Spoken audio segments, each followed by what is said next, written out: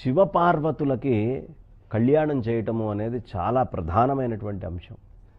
వాళ్ళిద్దరూ ఎప్పుడూ ఒకటే. మరి కళ్యాణం ఎందుకండి? ఎప్పుడూ ఒకటిగా ఉండేవాళ్ళకి మళ్ళీ మళ్ళీ పెళ్ళిళ్ళు ఏమిటి? మనిషి ఒక్కసారి పెళ్లి చేసుకుంటేనే ఏమిట్రా ఈ దరిద్రం అని మగవాడు అనుకుంటాడు. నా గొంతు కోసాడు మా నాన్న, రోజు ఇదే పని చేసుకోవాల్సి వస్తుందా అని ఆడవాళ్ళు అనుకుంటూ ఉంటారు. ఇలాంటి పరిస్థితుల్లో ఉన్నప్పుడు ఎందుకండి అని రకరకాలుగా జనాలకు అలవాటు రావచ్చు. ఈ భగవంతుడికి నిత్య కళ్యాణాలు ఎందుకని?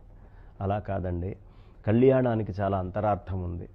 ఏమిటయ్యా అంతరార్థం అంటే, మనకి శంకరాచార్యుల వారు కాశీ పంచకంలో చాలా అద్భుతంగా చెప్తారు. ఆత్మాత్వం గిరిజామతి అని. ఆ సర్వవ్యాపకమైనటువంటి పరమాత్మే ఆయన. గిరిజ అనేటటువంటిది మతి.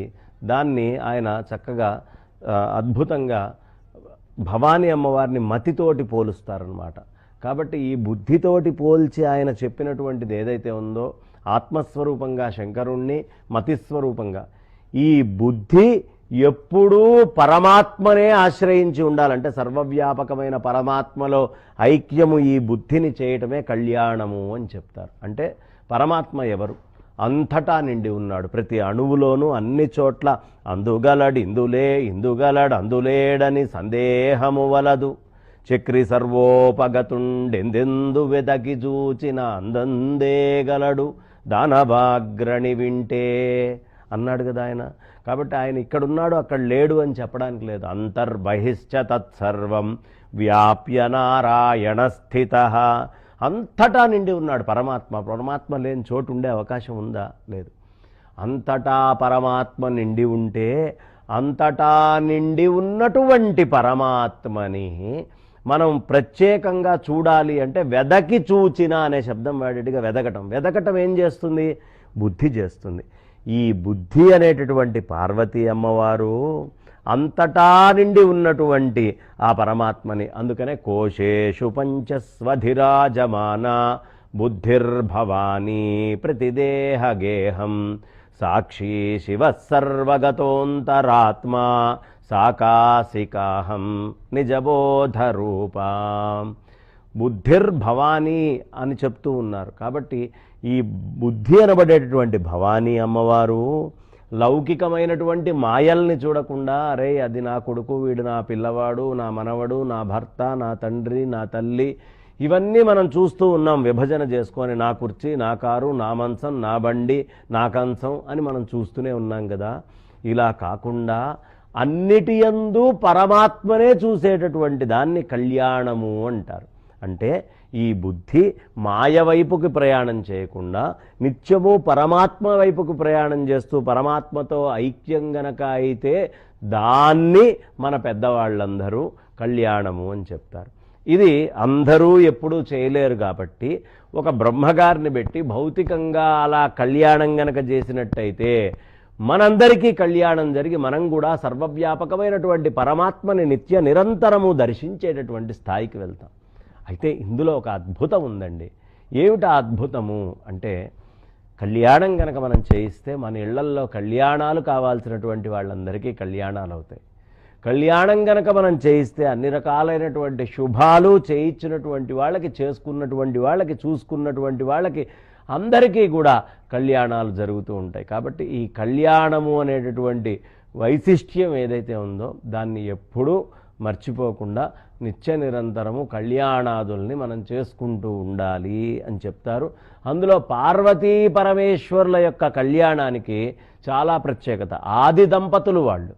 ఆది దంపతులు కాబట్టే దాంపత్యము చేసుకున్నటువంటి దాంపత్యము చాలా దీర్ఘకాలికంగా ఉంటుంది. వివాహం జరిగినటువంటి వాళ్ళకి సౌమాంగల్యం ఎవరిచ్చేది? గౌరీ అమ్మవారే. ఏమండి నాకు మాంగళీకం వద్దు అండి అని అనుకుంటే మీరు వెంటనే గౌరీ అమ్మవారిని వదిలేయచ్చు. కానీ గౌరీ అమ్మవారిని వదిలినటువంటి వాళ్ళకి మాంగళ్యము అనేటటువంటిది ఎక్కువ కాలం ఉండడం కష్టము. కారణం ఏమిటయ్యా అంటే, మంగళాలు ఆ తల్లే ఇవ్వాల్సింది. ఆవిడ ఆధీనంలో ఉన్నాయి మంగళాలన్నీ కూడా. కాబట్టి మంగళము అనేదానికి అర్థమే గౌరీ అమ్మవారు.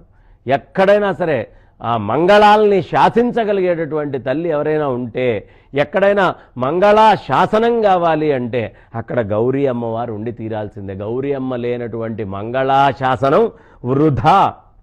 కాబట్టి మంగళాశాసనం కావాలి అంటే మంగళం కావాలి, అంటే గౌరీ అమ్మవారే. అందుకనే ద్రౌపది ఆవిడ గౌరీ అమ్మవారికి పూజ ప్రత్యేకంగా చేస్తుంది. రుక్మిణి అమ్మవారు ఆ పరమేశ్వరుడు కృష్ణ పరమాత్మ నాకు కావాలి భర్తగా అని అనుకున్నప్పుడు ఆవిడ కూడా గౌరీ క్షేత్రంలోనే ఆ అమ్మవారు కాత్యాయని అమ్మవారికే పూజలు చేసింది. కృష్ణయ్య అవతారాన్ని తీసుకునేటప్పుడు అందరినీ మోహింపజేయడం కూడా గౌరీ అమ్మవారినే ఆజ్ఞాపించారు, అమ్మా నువ్వే చెయ్యాలి పని అని. అలా చక్కగా గౌరీ అమ్మవారిని ఆరాధన చేసినట్లయితే మనకి తిరుప్పావై చెప్పుకుంటాను రేపు. తిరుప్పావై ఎక్కడి నుంచి వచ్చిందండి? తిరుప్పావై రావడానికి కారణం ఆ గోపికలందరూ కూడా గౌరీ అమ్మవారిని కాత్యాయని అమ్మవారిని ఆశ్రయించి కాత్యాయని పూజలు చేశారు. కాబట్టి అక్కడ మనం వెళ్తే దేవీ నవరాత్రులు అని చెప్పి నవరాత్రుల్లో చేసేటటువంటి ఆరాధన మొత్తము అంతా కూడా కేవలం మంగళం కలగాలి అని. కారణం మంగళాన్ని ఇవ్వగలిగేటటువంటి తల్లి కాత్యాయని, ఆ గౌరీ, ఆ తల్లి తప్ప ఇంకొకళ్ళకి అవకాశం లేదు సమస్తమైనటువంటి మంగళాలు. అందుకనే మంగళసూత్రంబునెంత మదినమ్మెనో లోకమంగళ అని ఆ పదప్రయోగం చేస్తారు పోతన వారు. సర్వమంగళ ఆవిడ. ఆ మంగళసూత్రాన్ని ఎంత నమ్మిందండి సర్వమంగళ అనే విషయాన్ని అక్కడ మనకి చెప్తూ ఉంటారు. సమస్తమైనటువంటిది మంగళంగా ఉండాలి అంటే ఆ మంగళత్వానికి మూలము ఆ తల్లే. కాబట్టి అలాంటి ఆ అద్భుతమైనటువంటి పార్వతీ పరమేశ్వర్లకు గనక మనం వివాహం చేస్తే దీర్ఘ సుమంగళి అయిపోయినట్టే, ఇంకా రెండో ఆలోచన అక్కర్లేదు. చేసుకున్నటువంటి కళ్యాణం దిగ్విజయంగా నిల్చొని ఉంటుంది విడాకులకి పోకుండా. ఇంకా విశేషం ఏమిటయ్యా అంటే చక్కగా ఆ అమ్మవారి యొక్క అనుగ్రహంతో పెళ్లి కానటువంటి వాళ్ళకి పెళ్లి అవుతుంది. పెళ్లి కావాలి అనుకుంటున్నారా? గౌరీ అమ్మవారిని ఆశ్రయించండి. అదే మనకి తిరుప్పావైలో కానీ అన్ని చోట్ల అన్ని భారత భాగవతాదుల్లో కూడా ఎక్కడ చూసినా గౌరీ అమ్మవారిని ఆశ్రయిస్తేనే ఈ బంధాలు అనేటటువంటివి ఏర్పడాలన్నా బంధము నుంచి బయటపడాలన్నా రెండిటికి ఆ తల్లే కారణం. కాబట్టి ఆ గౌరీ అమ్మవారి ఆరాధన చేయటం వల్ల మనకు ఆనందం కలుగుతుంది. అందుకని ఈ కళ్యాణాలని చేసుకోవాలమ్మా.